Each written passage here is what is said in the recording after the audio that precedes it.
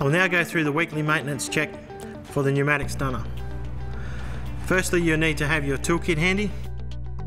Secondly, make sure the stunner is disconnected from the air supply. Thirdly, using the red shuttle valve, this will allow you to release any built-up pressure to allow you to carry out your maintenance safely. We will now start the maintenance on the pneumatic stunner. Firstly, we remove the nose tube.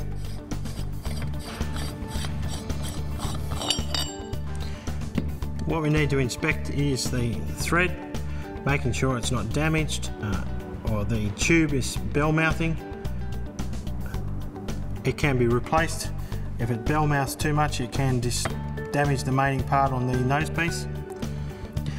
Next, we remove the 4 screws around the front flange by using the number 8 or the 5/16 Allen key.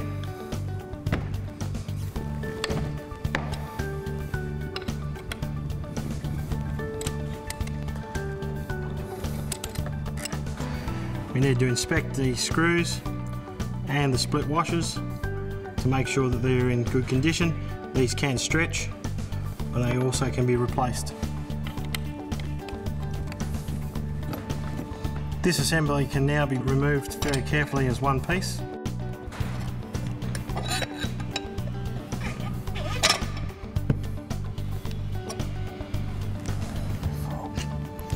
What we're looking for here is any damage on the shaft. This is caused by the bearing or the bush inside here. But now we need to remove the end piece by the means of the lock screw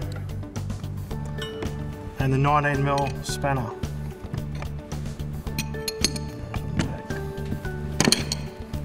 It's a standard right hand thread, so we undo it to the left.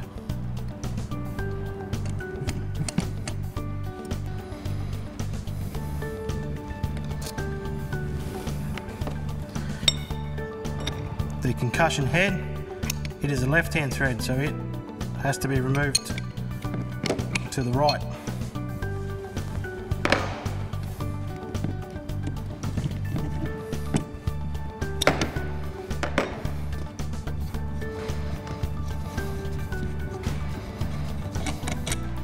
Inspecting it for any damage, any nicks, burrs, or any sharp edges that will cause damage to the skull and breaking of the skin.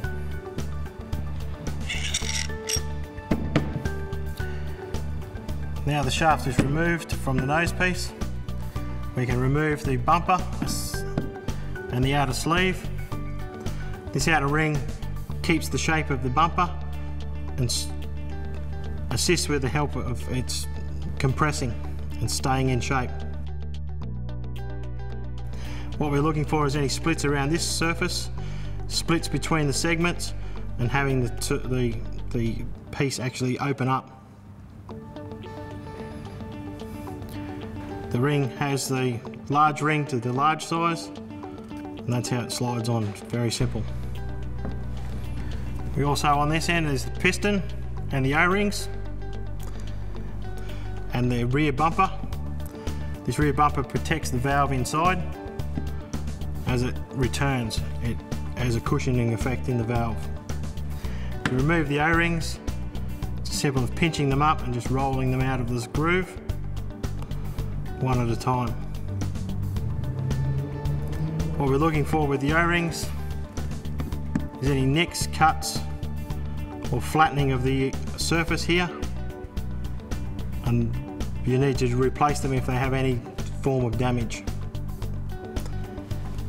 To return them back into place, simply just roll this O-ring in, again one at a time. A small amount of O-ring lubricant, which is supplied in the repair kit, just put it onto the surface and then sparingly smear it right around the whole surface. To replace and check the bush in the nose piece, it's just simply removing the circlip with the circlip pliers.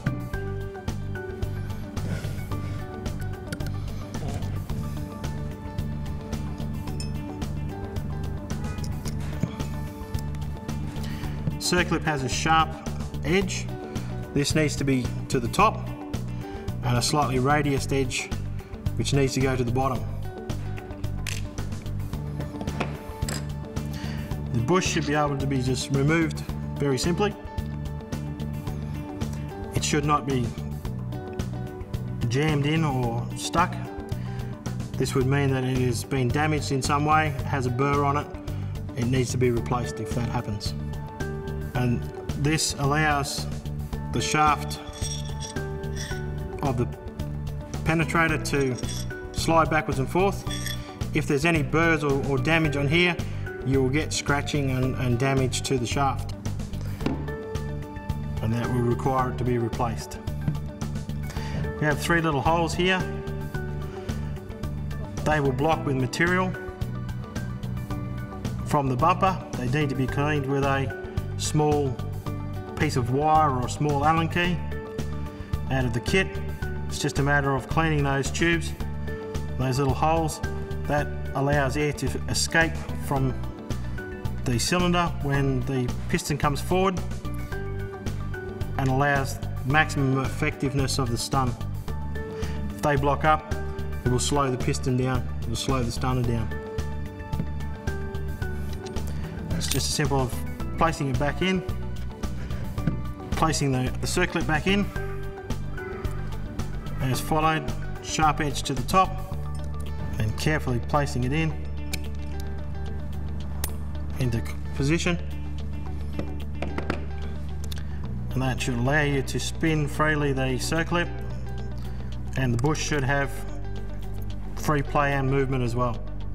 To reassemble after you've inspected these items and replaced as necessary, it's a simple matter of putting the bumper small taper to the piston,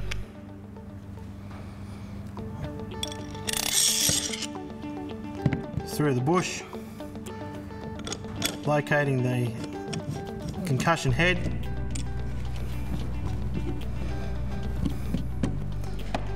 using our spanners just to firm that back up into position. Just firm them up.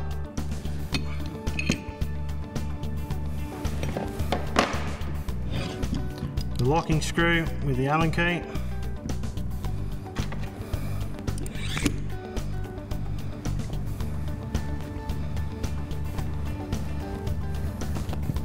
Same with it, just firm it up.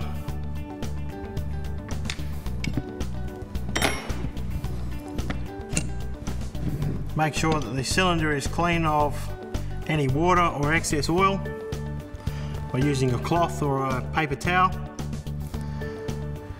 Then it's a matter of placing the piston back into the sleeve with a slight rotating motion to not to pinch the O-rings. Slide it into place and then replace the screws.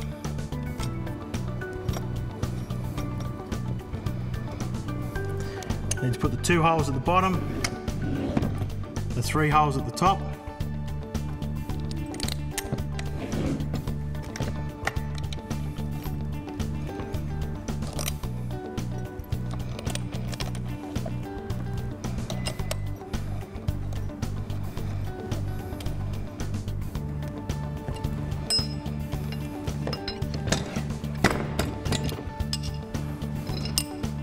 Bringing all these nuts down, bolts down to contact with the surface evenly.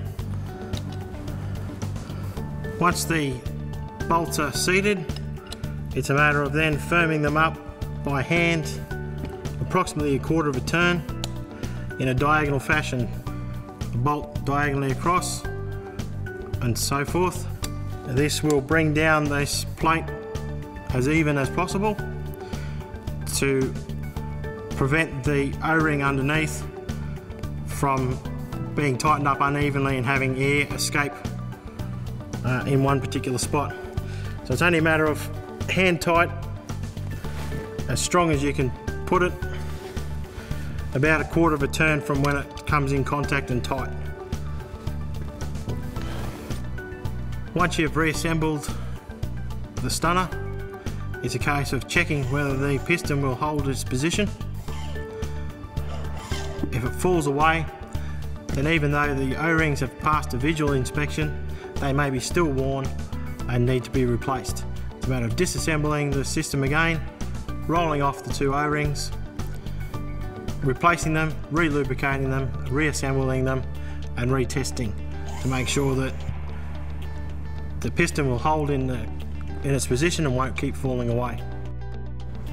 As I've stated, this procedure should be carried out weekly to ensure that the stunning device operates effectively.